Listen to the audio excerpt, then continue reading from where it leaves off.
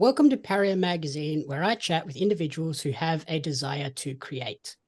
Today, I'm joined by the creative lead behind Tasmanian game maker 219, whose newest card game, Kingless Festival of Explosions, has just won a PAX Oz Indie Showcase Award.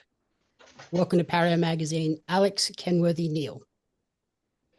Thanks for having me, Jamie. Very glad to be on.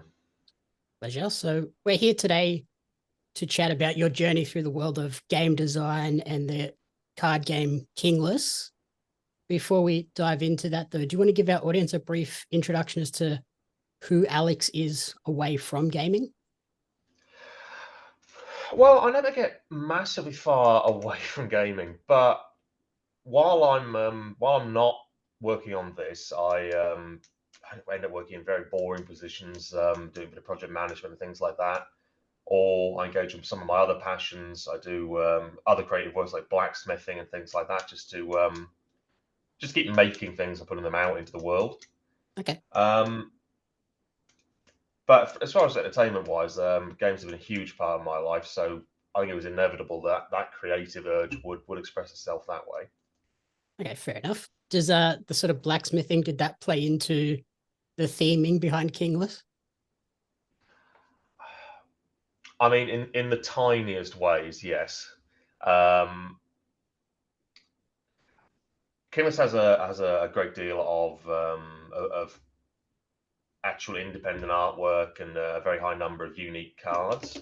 So there's a lot of artwork, and if you look through the background of it, you'll see the odd thing that's made out of metal, or there'll be a bit of metal on a character, and occasionally that would feed into the design of that. So then when and how did you sort of first discover the passion for card games and game design?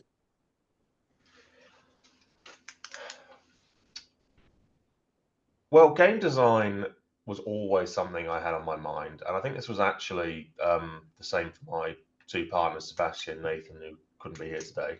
Um, a lot of people, when they grew up playing computer games, had this hankering to make a game, which you very often have to set aside as you get on with the actual business of life. But we sort of looked back for a moment, and we realized that we actually had all the skills to make something like this happen. We've been enjoying lots of other people's card games, and we knew that we had this creative energy and we had the technical ability to actually get a product out there. And so we decided to get started and just see how far we could get. And was it always sort of the idea to make a card game, or did you have like a video game in mind as well? Or Well, yeah, it was actually explicitly to make a card game. This whole thing sort of came out of a very late night text message between myself and one of the other partners saying, um, "Hey, do you want to make a card game about dwarves?" And very wise, instead of saying no, go back to sleep, he went, "Yeah, I'd love to. That's all. Yeah, I always wanted to make a game." and so what were some of the biggest influences and sort of favorite card games growing up that have sort of then fed into this passion? Well, for tabletop gaming, growing a lot of the games growing up um, were good. They were huge classics like Monopoly, and in my case, I played a much maligned game. Oh God, I can't even remember its name now, sadly. But essentially, like there were a far more limited number of options as to what you could actually play. There were lots of them out there, but they were a bit more limited. Um, Over the past decade or so, I don't know if there were more games available, but we just found more and more better tabletop games. Everyone's heard of Settlers of Catan, and I know that's been out there for quite a long while now. But just stepping off the beaten path of games that you could find in any shop, and then starting to play real games that people put a lot of real effort and passion into was phenomenal. And we really found ourselves drawn to these quick, fast-paced sort of card games that A lot of the interaction and was as much about what was going on between the people and the players. So you thwart your friends' efforts, and then you have a bit of a laugh. And yeah, we found ourselves playing a tremendous number of them. Everyone's heard of Cards Against Humanity. Mhm. A lot of people have heard of the game Exploding Kittens, where you can just sit down and have an absolutely amazing time very quickly. Yeah, I feel like Cards Against Humanity was like that first one that really kickstarted this new boom of all sorts of different card games. Like you mentioned, Exploding Kittens. I've played one, Secret Hitler, and there's a crazy amount of other ones now when you go into the game stores. Yeah, we played Secret Hitler as well for a good long while, and it is just that sort of bringing people together, sitting down around a core event, and then I don't know, just striving to beat each other in as friendly a way as possible. So then you mentioned sort of this idea for Kingless kickstarting from a late night text message. How then did 219 come to form? Well, we started working to see whether we could piece together, a viable game. It was all very well and good that we thought we could do it, um, but with a little bit of work, we promptly realised that yes, we absolutely could, and we did have a core idea together. Then we set off to make it happen. Now we were, and I think still are, sort of in a golden age of crowd-funded tabletop games. So there's a lot of people out there who make something that they're really passionate about, and then present it to the masses, and then they buy into the idea. They go, yeah, I want to play that, and then it's a fantastic tool for bringing an idea to life. Um, because we were aware of that, we always set off with that as the idea. So we needed a company. We needed to be able to showcase this idea. Um, and we needed all of the mechanisms of business behind it to actually manufacture it, to work with a card game manufacturer and get it shipped all over the world. So that was when the actual grim apparatus of making a dream happen arrived. Okay. And what would you say has been the hardest part of that journey with Kingless? Was it sort of simply cutting through in such a crowded marketplace, or was it that whole process of finding the manufacturer and sorting out the sort of logistics behind getting this game out into the world? I'd say logistics present a pretty huge challenge because they are they weigh on your mind. But we were very fortunate because we went almost immediately to Panda Game Manufacturing, which are a fantastic company to work with. Um, and they really held our hand and helped us through through a lot of the nitty gritty of it, and put us in touch with other people that could help with all the various steps along the way. Um, so that's intimidating, but the good news is a lot of people have done this sort of thing before, um, and I imagine no matter how you're being creative, there's going to be other people who've done it before and are sharing their experiences. Um, People are always very happy to help, and people have been out there on the internet writing about what they did and what they found worked for absolutely years now. So we did a lot of research just to try and make sure that went as smoothly as possible, which I'm certainly glad we did. Um, the hardest part would be entering that crowded marketplace. Yeah, um, you do need to, even if your idea is amazing, you do need to actually bring it across people's screens and get their attention and get word of mouth out there, and that is always going to be a challenge. So then for those people that might be unaware of the game, do you want to sort of describe what it's about and how each individual game plays out? Yeah, absolutely. So we set off to make a fast-paced game with a lot of interaction back and forth between the players. Um, so it's sort of for 2 to 6 players. Is Kingless the base game that we've got out now? Festival Explosions extends that to 8 and adds new mechanics. But essentially, our base idea for Kingless was to have quick games where a lot happened and the winner was not decided until you get very close to the end. There's always something you could do. I'd say a game would run for about 15 minutes pretty typically. You find that if everyone is very good, and we saw this at PAX last year, where we got some pretty dedicated people playing it, the games go longer because they actually get better at holding on, staying in the game against each other. But there's no moment where any one player is like, oh, well, I'm out. There's nothing I can do. Which was something we wanted. We wanted to make sure that every player was involved right until the end. I think that's fantastic design, because like even thinking back to games of Monopoly, there does tend to be a point where like there's one person who's sitting there thinking, well, I'm screwed now. I've just got to try and either help my other friend or try and ruin it for everyone.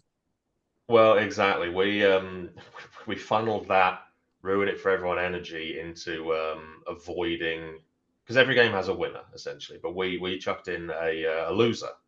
The positions, of course, being the king and the fool, and there's a nice little card with a jester's hat that goes along with it. So there's something that you want to avoid as well. So eventually, in that last round, quite often you'll turn around and start trying to stamp down on fingers climbing up the ladder beneath you, rather than trying to shoot for first place. And you mentioned adding the expansion Festival of Explosions. How does that evolve the game? Does it just like open up more possibilities and add more mechanics? Yeah, so having more cards in it obviously allows us to get two extra players to the table quite comfortably. Now you could do that with the base game, but it's outside of what we dub the optimal experience, sort of. So it's why we slap 6 on the box. What we've found and what we've really sort of shot for is to have more unique interactions between players. So these extra mechanics really encourage all of that head-to-head gameplay.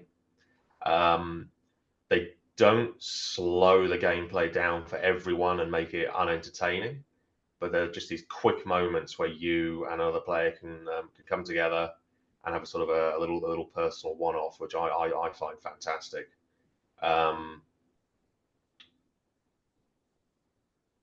And it really extends the option strategically of what you can do as well.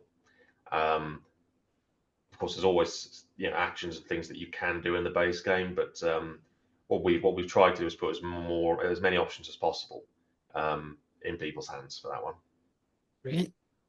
And then obviously the game has been received really well, with you earning an award at the PAX Oz Indie Showcase. How does sort of that feel to have this passion project now being recognized by a big brand like PAX? Oh, look, it's absolutely fantastic. And as I said, we went last year, and it's phenomenal that PAX is out there supporting smaller projects like ours across Australia. The tabletop projects that we got to see last year were absolutely fantastic, and a lot of the digital games coming out of the Indie Showcase there were simply phenomenal. So getting to be part of that amongst other great titles is humbling in many ways. But also the energy of PAX as a whole, being able to meet people face to face and speak with them about their projects, members of the public about what they enjoy to see in games, having them try yours and they tell you what they liked. It's absolutely amazing. If I'd recommend it to any creator who has any games maker has a small game or they've got a little project or a dream in mind. It's a fantastic experience. Was just that simple fact of being able to chat to other like tabletop game makers really beneficial as well?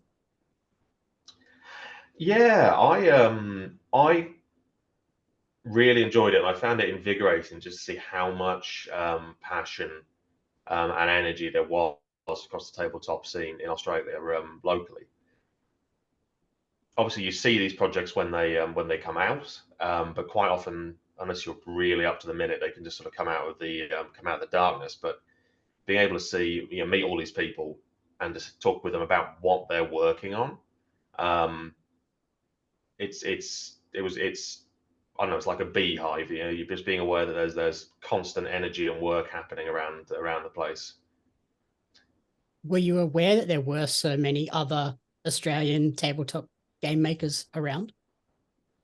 Yeah, absolutely.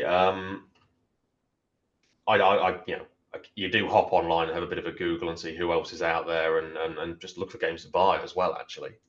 So I knew there were a great deal. But I suppose getting to meet some of the smaller ones who are right there on the cutting edge of small creativity, as it were, that is a special treat. Because you never know when someone's efforts are going to end up crossing your Twitter feed or something. So it was great to actually, find them once they put themselves out there like that. And then looking ahead to PAX this year, will people be able to come and check out the game and the expansion in October? Yeah, absolutely.